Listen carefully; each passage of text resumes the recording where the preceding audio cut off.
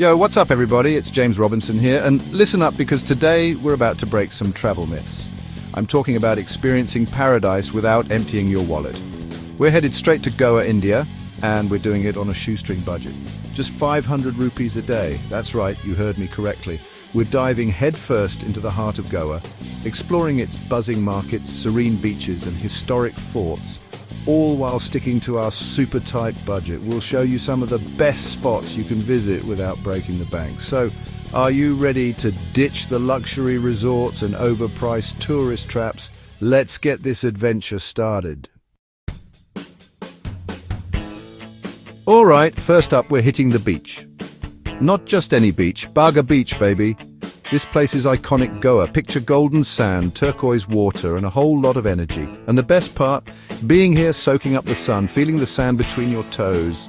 It's absolutely free. We're starting the day off right. No entrance fees, no tourist traps, just pure, unadulterated Goan vibes.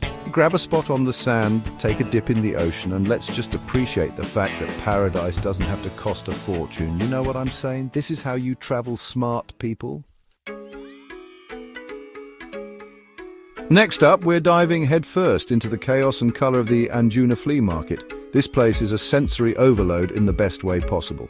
Clothes, jewellery, spices, handicrafts, you name it, they've got it. And the key here is to channel your inner bargain hunter. Don't be afraid to haggle, to negotiate, to get those prices down. It's all part of the experience. Trust me, you can find some seriously unique souvenirs here without breaking the bank. We're talking one-of-a-kind pieces, handcrafted with love, and way cheaper than anything you'd find in a tourist shop.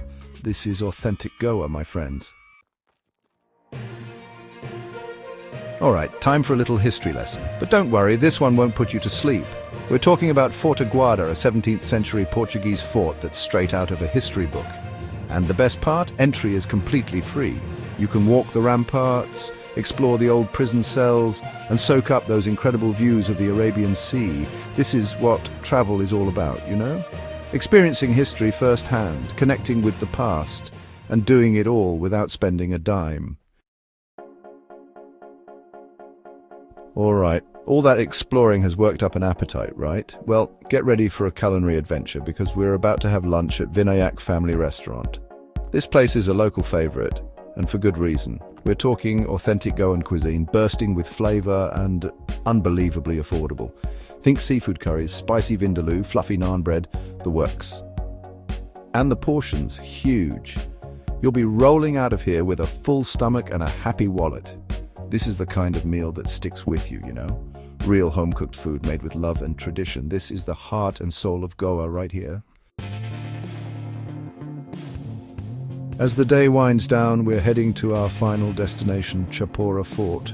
Now, this isn't your typical tourist spot.